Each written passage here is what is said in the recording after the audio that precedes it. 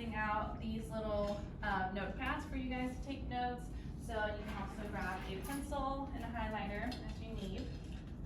And we'll go through the introductions here in a second. Go.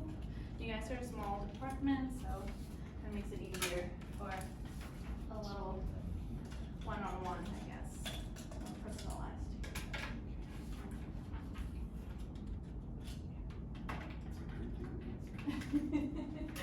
Okay. So today's PD is on backward design. So the name, planning backward, moving forward, is what we are going to be talking about. I don't know if you guys have heard of backward design. Is anyone familiar with the process of backward design? Okay, yeah. So again, it's just a way to make your unit planning more manageable throughout the semester, or the semesters. So for our chance expectations, let me move this here actually. So limit side conversations, ask questions at the end of the presentation, listen and take notes, and take care of your needs. So if you need to go to the bathroom, you need to take a phone call, if you need to leave a little early, that's totally fine. And for participation, you'll be working in pairs and individually as you guys take notes, okay? So, and once you do this, we'll have a successful staff development session. Okay, so I'm your new principal. My name is Luz Lagunas, and this is my first year here. I have a master's degree in school leadership from the SFA, SU University, and I have a Bachelor of Arts in Spanish from the University of Texas at Austin. So just like you, I was once a Spanish teacher.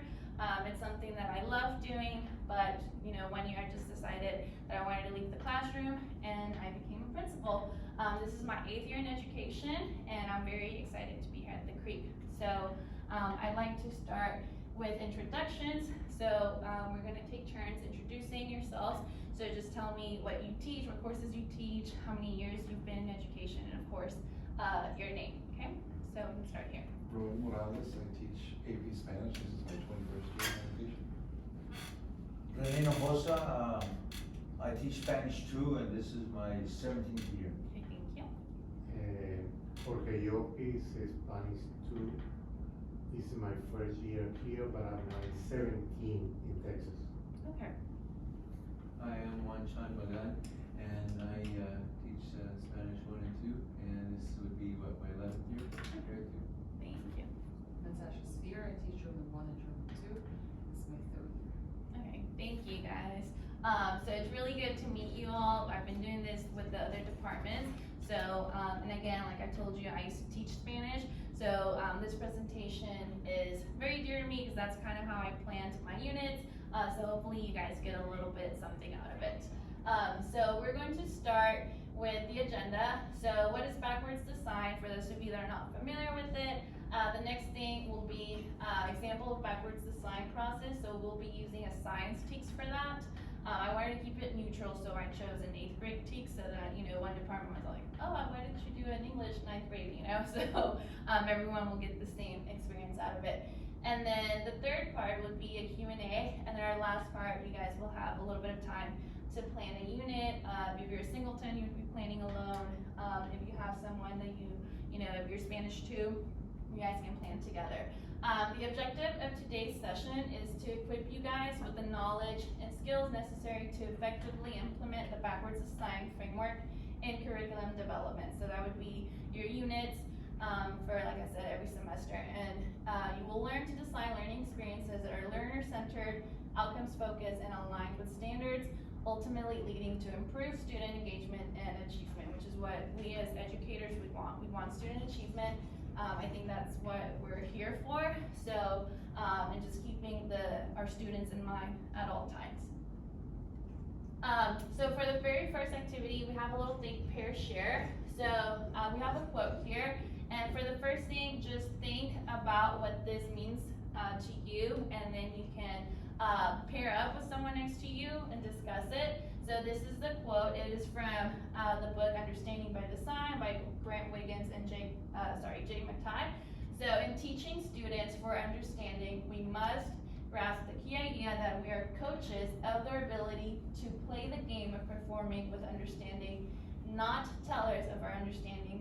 them on the sidelines.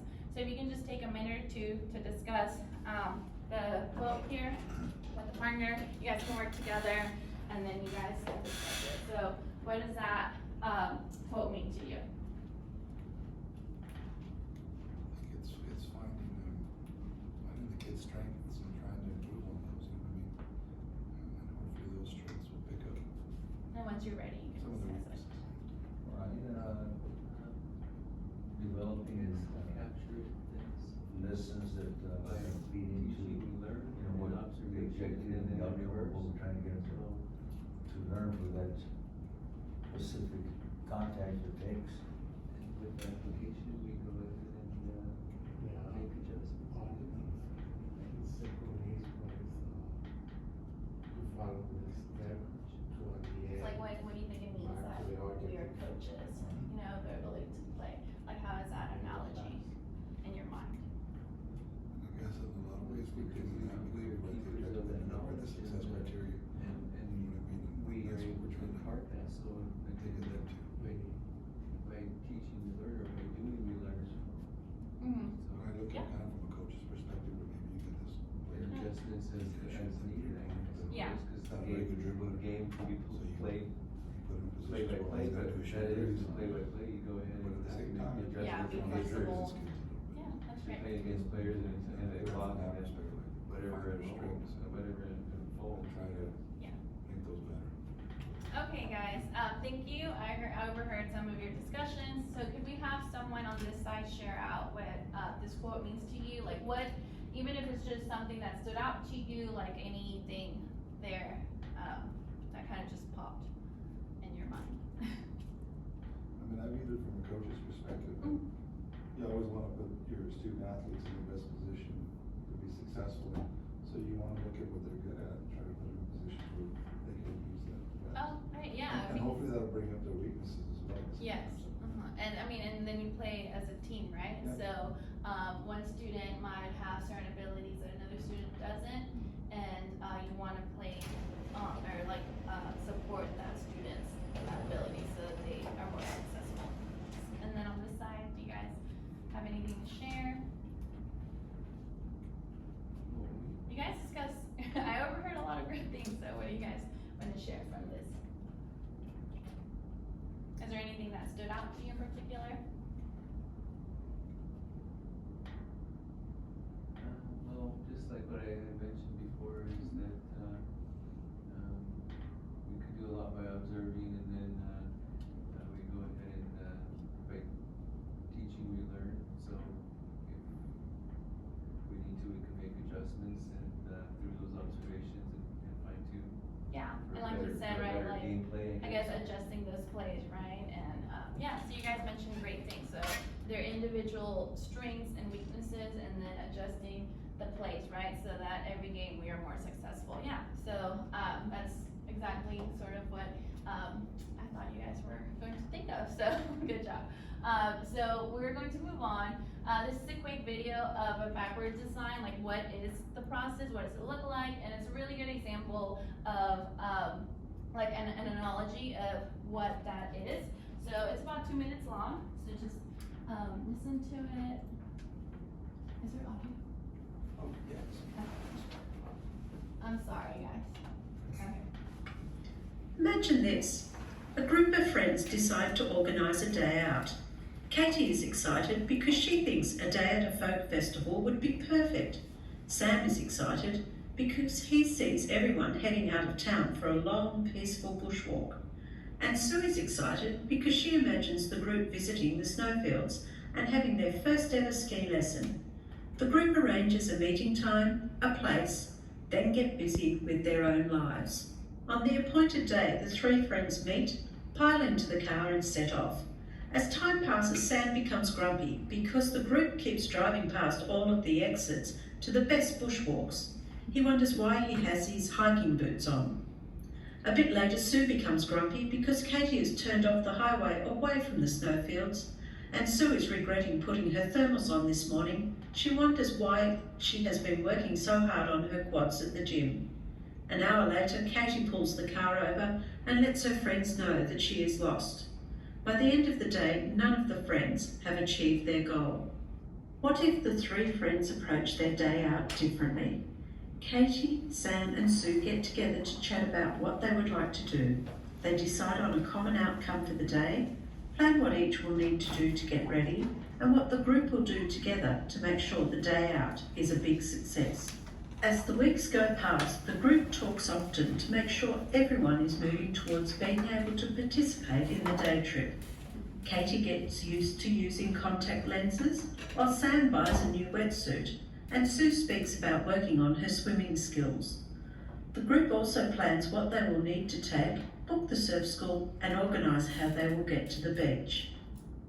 On the nominated day, the three friends meet, pile into the car, and set off. They reach the beach in time for their lesson and have a terrific day together. Backward design is like the second scenario. Teachers start unit planning with the end in mind.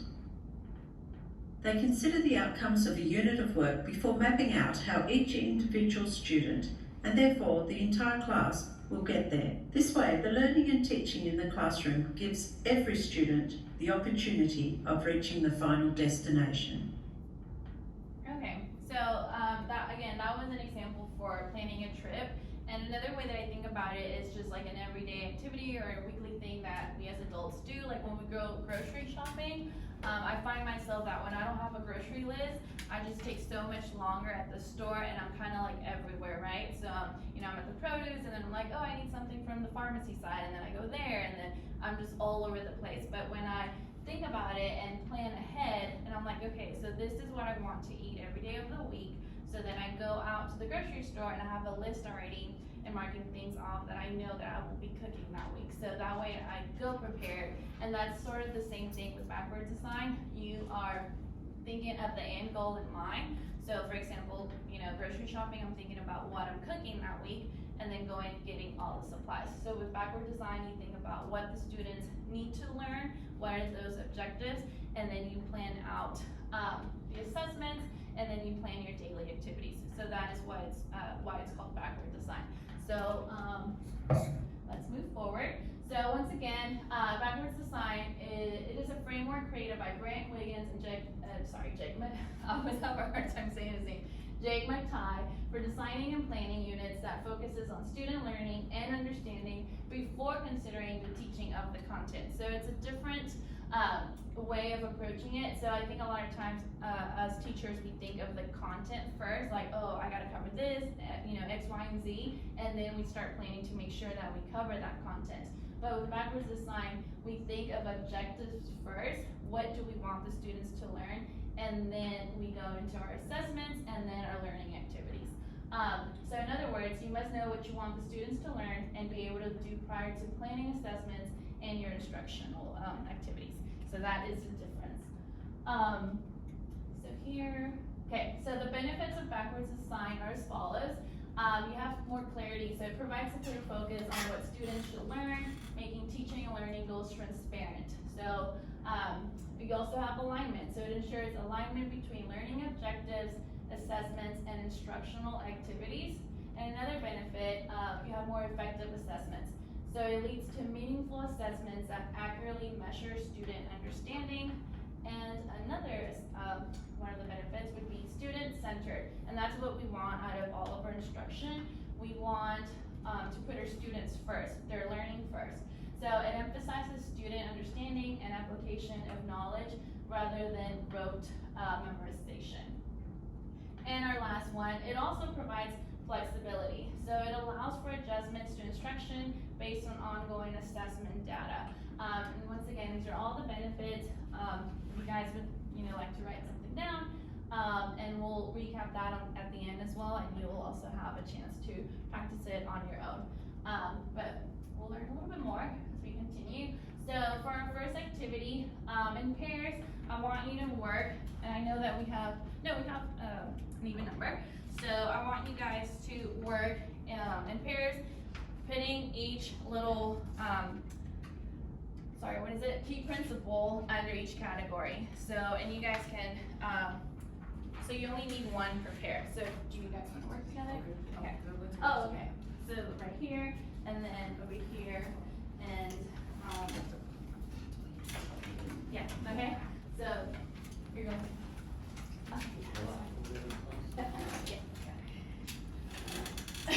Sorry, she, I can help you, I'll work with you, okay?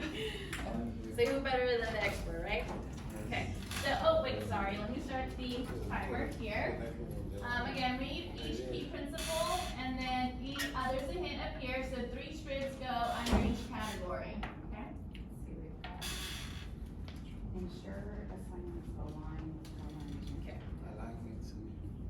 And it's okay if you don't get everything correct, just give it a try. See what they all are first. Consider differentiation to address diverse students' needs. Determine the essential steps that guide the learning process. Let me say that one here. Right? Las preguntas esenciales, ¿no? Y en el proceso de Right. aprendizaje, ¿no? Okay. Bueno, considerar diferenciación para ver cuáles son los, cuáles son las necesidades de los diferentes estudiantes. Creo que sí.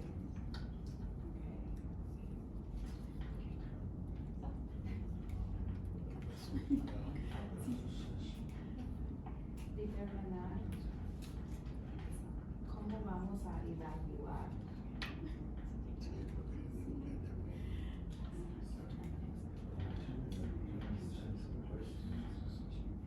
Define clear and measurable learning objectives aquí.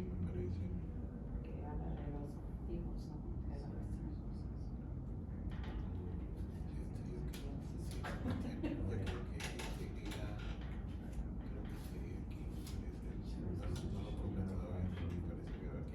Yeah, I think, yeah, this one would say A ver. Assessments align. Porque tiene que ver con los objetivos. right, so there's some keywords there. That's what you, Yeah, Grace got yeah, it. I know, and there are keywords in each, yes.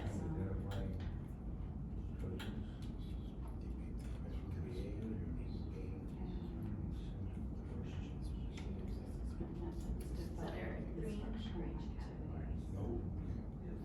Actividades, ¿no? Desarrollar las actividades que vamos a usar, actividades.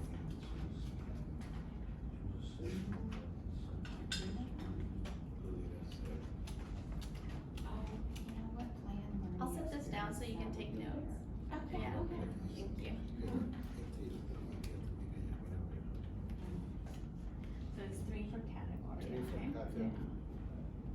We still have time, so think about it. I got that was here. I think you might be right.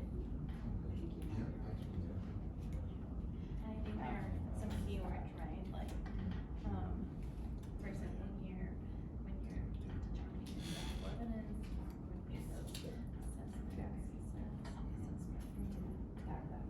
so again, this one is strong. But I think a lot of Okay, times you just think of ver. content, like, you know, what's next in the book. Determine the essential this, questions that so then guide you the have to learning test process. this, and then, yeah. Define but with clear and this, measurable it learning allows you to objectives. Figure out what Consider what students need to learn. students should know, understand, and be able to do by the end of the course. Okay? Determine how you will assess whether students have achieved the desired learning And outcomes. then here, Ensure assignments align with the learning they should objectives. know. Choose assessment methods such as quizzes, projects, presentations, or discussions. Advocacy? Or would this be here? Instructional, right, so it's like where it says that. Then you have instructional. Word, That's evidencia, no? Assessment methods. Represent evidence. So what's that keyword that you see? Creo que sí. Yeah, yo creo que consider differentiation to address diverse student needs.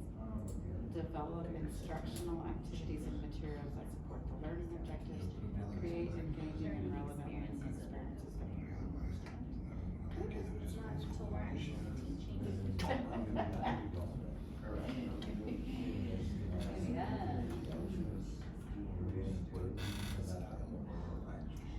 En una reunión, en clases más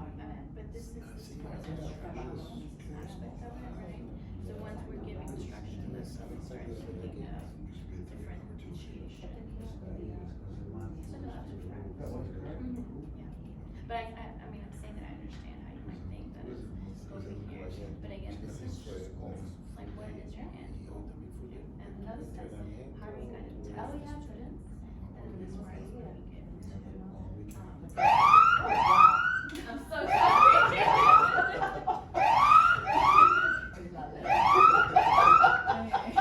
Hit the ground. I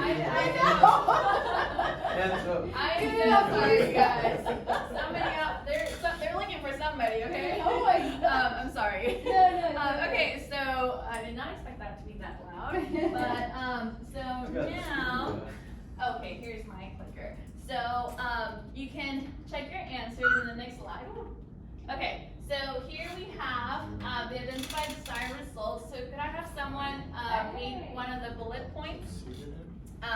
Mr. Gonzalez? Okay, sure. We'll just take turns. Define clear and measurable learning objectives. Yes, and then Mr. Morales, could you read the second bullet point, please? Consider what students should know, understand, and be able to do by the end of the learning experience. And then Mr. Yopis? Determine the essential questions that guide the learning process. Yeah, so now if you need to make any, switcheroos, you can, okay, but I think everyone got that right, correct? Yeah, okay. And then here is our second category, determine acceptable evidence. So, could you read that please for me? Yeah, determine how you will assess whether students have achieved the desired learning outcomes. Thank you, and then since such a small group, Mr. Hinojosa? Choose assessment methods such as quizzes, projects, presentations, or discussion. And then our last one, ensure assessments align with the learning objectives. So here, if you notice, one of the big keywords was assess, right? We have assessments. So that is our stage 2 here. When we're talking about acceptable evidence, those can be projects, tests that you have. So an assess here, quizzes, presentations, or even discussions. And I think that's very important for, you know, a foreign language classroom. So the things that we do for evidence, they're very different from, you know, a math class, right? So, and I think that's why I really like this, especially for LOTE. So I do hope that this benefits you guys. And then our last category is the learning experiences. So this is where we get into the actual instruction. And our first one would be develop instructional activities and materials that support the learning objectives. I'm sure you guys are sick and tired of hearing the word objective, but that is our goals, right? That is what we always work towards. Create engaging and relevant learning experiences that promote understanding. So again, the word engaging, relevant. So what is relevant to the kids now, you know, was very different 30 years ago, 20 years. So that is where we keep our, and I think that's also, I used to always tell my students, like, you guys keep me young because, you know, whatever they like and stuff, like I would learn, or like, oh, that's what the kind of music they listen to now, you know, like what is TikTok, like all those things. So again, we make that learning relevant to them. And the last thing, consider differentiation to address diverse student needs. And of course, in a school like this one, we know that a lot of our students need different things.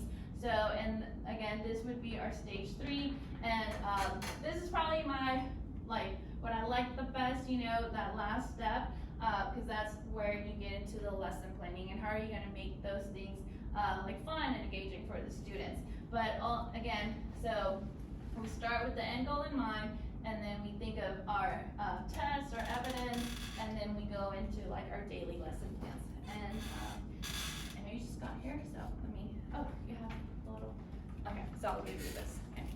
You can just jot things down, okay? Thank you. So to continue, again, just a little, and this is where you guys will probably take the most notes if you like. Somebody needs a pen or a highlighter, I have more. So again, stage 1 of backwards assign would be identifying the desired results. So what should students know? And you can see that on the little chart that you made yourself. So if you want to write some of those things or on the board, either way it works. So for example, consider your goals, examine and establish content standards. For Texas, we have the TEKS. So that's when we get into the TEKS. Review curriculum expectations. I know that for CISD, we have our curriculum maps now, which help a lot. So that's something that you would look at this stage. Clarity about priorities. So we only have so much time, guys, right, with our kids. So this is where we need to prioritize content and, not content, our goals, okay? And then, again, so this is stage 1. So the biggest thing, what should students know, understand, and be able to do at the end of that unit? And then, again, this is all from the book, Backward Design, and Understanding by Design from Grant Wiggins and McTighe. Stage 2, we have our acceptable evidence. So how are you going to prove that the students have in fact learned those objectives? So how will we know students have achieved the desired results? What will we accept as evidence of student understanding and proficiency? And again, this proficiency in a low classroom, that's like a big, keyword that we've been hearing a lot in the latest years. So think like an assessor here, and that word assess, assessments, that's where we get into stage 2. Consider upfront how you will determine if students have attained the desired learning. And so those are our 2 biggest things for that stage, or step 2. And then our last one, that's where we get into what I would say the lesson planning. So plan learning experiences in instruction. And this is where we have to differentiate and accommodate our students and their different needs. So what enabling knowledge and skills, so back to the TEKS, will students need in order to perform effectively and achieve desired results? What activities will equip students with the needed knowledge and skills? And what will need to be taught, and how should it be best taught? So what materials and resources are best suited to accomplish these goals? And in a low classroom, I think the most beneficial resources that we have would be like authentic materials, right? So yes, the textbook is great. It leads us to certain things that we have to teach them, but looking into those authentic materials for our low students is what I consider to be the most effective in this case. And so only after we identify our desired results can we do this. So this is our very last step. Teaching is a means to an end. So it is not, don't get frustrated with the content, like what, thinking I need to teach all of this, but rather how are you going to prioritize their, the goals and their objectives to make sure that they reach them at every unit. And so another example of what the backward design process looks like. So again, we have stage 1, identify the TEKS. Stage 2, determine acceptable assessments. Those could be projects, they could be discussions, they could be, multiple choice exams. It could be maybe just like a conversation, right? You guys are LOC teachers, so an A and B conversation where you assess the students if they're able to use certain phrases depending on your level. I think for AP courses, right, you probably do a lot of the speaking because they have that speaking component. But if you're working with Spanish 1, those assessments look very different, right? You don't have the same expectations, but you still have high expectations for those students. And then of course the last stage, stage 3, would be your instruction and those engaging and relevant activities that you have for your students. So the process leads to success. So we're going to go over an example, very specific example, using an 8th grade science TEKS. Like I said, I wanted to keep it neutral, so I didn't want to do like Algebra 1, and then have the Algebra 1 team walk out with something that they could use. So I just used an 8th grade one. Since you guys are high school teachers, I'm like, let me just do something that nobody can use, like specifically, but this is still a really good example of how it would work. So then you guys would be able to do this with your own TEKS. So stage 1, as we identify desired results, this is an exact TEKS 8.7a. So the TEKS states, the student knows the effects resulting from cyclical movements of the sun, earth, and moon. The student is expected to A, model and illustrate how the tilted earth rotates on its axis, causing day and night, and it revolves around the sun, causing changes in seasons. So again, that is our first step, right? We narrow it down to our TEKS, and then we go into stage 2. We are determining acceptable evidence here. So, for this example, the teacher has chosen a final project and presentation. So create a project and rubric in which students draw and label explanations of the different axial positions of the earth and sun for day, night, and seasons. Students can create a fully 3D model, use a trifold with 2D and 3D images, or a poster with drawings. And you can provide options here. I think that's really important to do when you have a project, especially if it's something that's going to take a couple of days for them to do. Just give them options. Also, if you think about the cost of materials, some students don't have the money to buy a trifold. I mean, I know that even when I was in college, those trifolds, those are expensive. So if you expect every student to bring a trifold, that could be an issue. And then you have students that don't do the project, and instead rather thinking like, oh, they're just lazy, they didn't do it. Sometimes it's really a financial matter, and I think you guys understand that being in the school. So providing options, even if it's a mini trifold, like give them a little cardstock, you provide some options for them to, and there will be some kids like, oh, fully 3D, and they'll create something with the help of their parents or their friends. So you just kind of have to gauge, your students in your classrooms and understand that not everyone will have access to the same materials. And then students can present their project one-on-one to you while the rest of the class works independently or in small groups. And this is really important. I remember being a new teacher many years ago and having every student present, their project up in the front of the class, and that took several days. There are students that, will just laugh the entire time they're up there, and then everyone else starts laughing, and it's just like a waste of time. So I think presentations are great, but it's really hard to get the students all to present, in a professional or academic way. So just having them come up to you while the rest of the class works on something, that's probably the best way. Or having them do little small group presentations, where in each group they present to 3 other people and that's it. So it moves a little quicker. But again, I love projects. I think it's a great assessment for stage 2. But you really do have to think of that presentation. And you also want students to have the chance to showcase what they have created, but you don't want to take 3 days of instructional time with them just presenting. So think about all of those things in stage 2 as well. And then our last stage, planning instructions and activities. So this would be your daily lesson plans. So you can start by showing a YouTube video that explains day, night, and seasons from a scientific point of view. And again, this is the Science Teaks. Then students can create their own Quizlet flashcards with key vocabulary terms. It's also great because even through college, you have students that use Quizlet. So this is a skill that they can, even use later on after they graduate. Quizlet is everywhere. It's a great resource. So teaching them, even if they're freshmen, teaching them how to create Quizlet to study. Some students will actually, learn and then go out of their way and create Quizlets even when you don't ask them. I've had students be like, look, I made a Quizlet, and then they'll send me the link and I'll be able to share it with the class, and I'm like, oh, you just, did one more thing for me that I didn't have to do. So again, teaching them those things and the resources out there is great. And then students can model day and night using a flashlight, envelope, and small groups. So that's like a little, mini project in class that you can have the students do. In the little classroom, obviously it would look different. And then also give students class time to work on final project. As I said, every student is different. We don't know their responsibilities at home. Some of them work already. Some of them just have to go home and take care of their, younger siblings. Some of them are student athletes.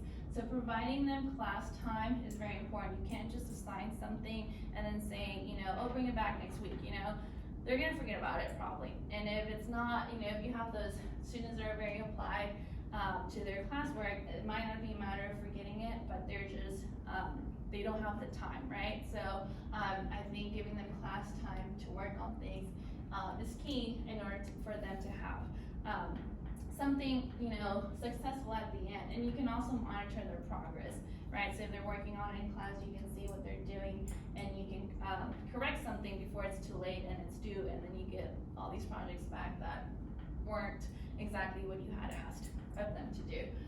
So lastly, they can write a presentation script on note cards and practice for their presentation. like I said, even if they present to you or a little small group, anytime a student is doing a presentation, it would be really hard for them to do it without any sort of practice. So I always would take time to have the students write a little script and then practice with like a friend, you know, if that's who they feel comfortable with. I don't always force them to work in pairs that they're not comfortable in. So for something like this, you know, sometimes you can make it a little fun, like go present to your friend, okay? But this is like the mock presentation, and then they'll present to you, or they'll present in a smaller group. And for LOTE, I think, you know, that's the best time to sort of grade their speaking proficiency when they're presenting to you, and they're not as nervous because not everyone's listening to them. So here we have our quick recap video, and then we'll have our Q&A, and then you guys will have time to work on your unit planning, and you guys can do it individually or with your content partner, okay? So if you missed a little bit of the presentation, sorry, let me get back over here. So if you missed some of the presentation, I know you guys were doing something else. I'm sorry that I took this time. I hope that you guys find this useful, and if nothing that I said made sense, hopefully the video clears it up for you, okay? So it's a great little video as well. So here it is. Hi, thanks for tuning in to learn a bit about the backward design process over the next 5 minutes or so. The ideas come from Wiggins and McTighe in their book Understanding by Design. Since backward design is essentially a course planning process, let's start with a scenario. Say I'm planning to teach a course in filmmaking to a group of undergraduates. We'll call it Filmmaking 101. I've talked to some colleagues who've inspired me with suggestions for some great activities like script writing, storyboarding. Hey, maybe I can even get them to produce a short film. But hang on. This is beginning to sound like a long to-do list. I need to set the stage for learning, not just doing. After all, what is really important to learn about filmmaking? What inspires learners? And how can they use that to guide their learning? And can I plan for understanding, or does it just happen? The 3-stage backward design process is built on the premise that you can design for understanding when you start with your goals and work backward to uncover what your learners need to know in order to meet them. In stage 1, you're envisioning what's important for learners to understand and grapple with, to know and to do. You're defining your learning outcomes. In stage 2, you're identifying what evidence you and your learners need in order to assess progress towards those outcomes. And in stage 3, you'll be designing the activities that will result in that evidence of understanding. Each stage builds on the other and makes it easier for you to design for meaningful learning. It's called backward because instead of starting with what you'll do in your course, you're starting with what you intend for learners to know and understand. Let's see how this works in practice. Back to our course example. I'm hoping that by the end of my course, learners will understand something about the role and meaning of storytelling and be able to apply that understanding to the development of their own projects. Likely an exam won't give me or my learners the kind of evidence of understanding we're looking for. But the development of filmmaking projects will, and that'll encourage them to draw on their own inspirations or questions. And like with all learning, they'll need many opportunities to practice and get feedback on the component parts of a larger project. So we'll build that in, which will include technical aspects and learning how to work together, which are important aspects of the discipline of filmmaking. I also want to make space for thinking and discussing about the essential question: what's the role of storytelling? To get a broader perspective on this, I want students to connect with a broad range of people with different backgrounds and experiences, people outside of class. So I'll build that into my plan. Let's recap. What makes backward design effective?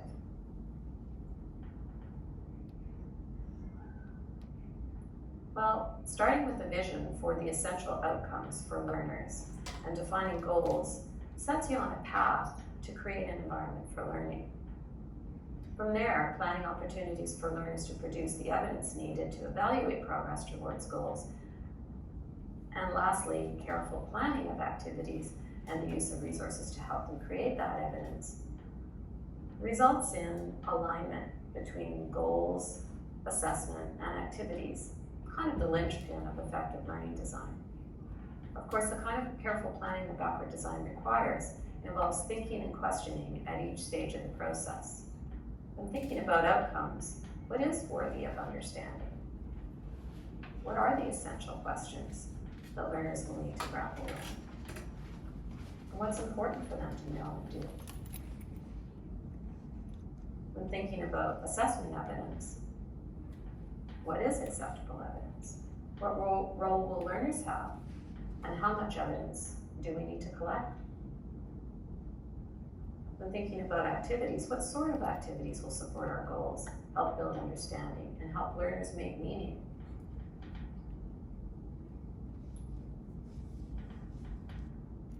There are guides to help with that process of thinking through those questions.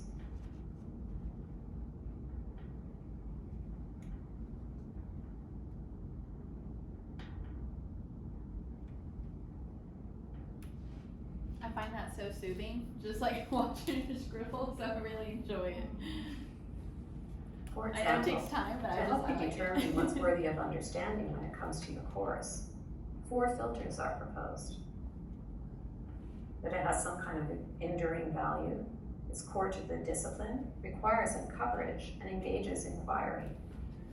So I'm going to check that against the goal that I have for understanding, which is understand the role of storytelling. I think it meets the criteria. 6 facets of understanding help you to define the qualities that might be associated with understanding. You can find a rubric online that expresses this in more detail.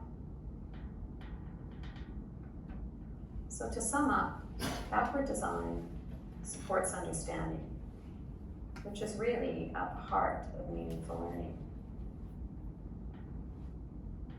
Thanks for tuning in. Okay, thank you guys. So, I know that, like I said, the other example was a science takes, and then here we have filmmaking, but hopefully as you guys watch this, you were able to sort of think of your Blow classroom and what it is, like what is the purpose of your instruction, right? What are your end goals? How are you going to assess if those objectives have been met? So I think it's very useful. And it also, again, sets like a clear view to your goal and backwards assign, right, to move forward. So that is what I named the presentation. So hopefully you guys get some. Hi. Let me move. Thanks. Thanks for tuning in. I'm sorry.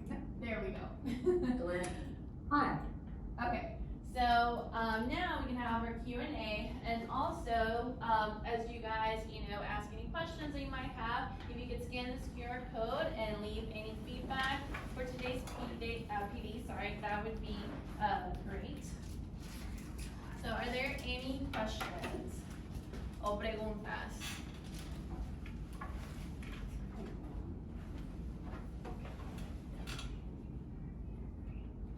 And you can move a little closer if you need. I just tried it, so it should be working. Yeah. On your, there it goes. Yeah, I got it. Yeah. The glare or the lighting can be bad. probably what it is. So just leave some feedback. And do you guys have any questions? I know you might have missed a little bit of the presentation. And I haven't met you, so what is your name? Oh, okay. And what do you teach? Spanish. Oh, nice to meet you. Everybody loves her.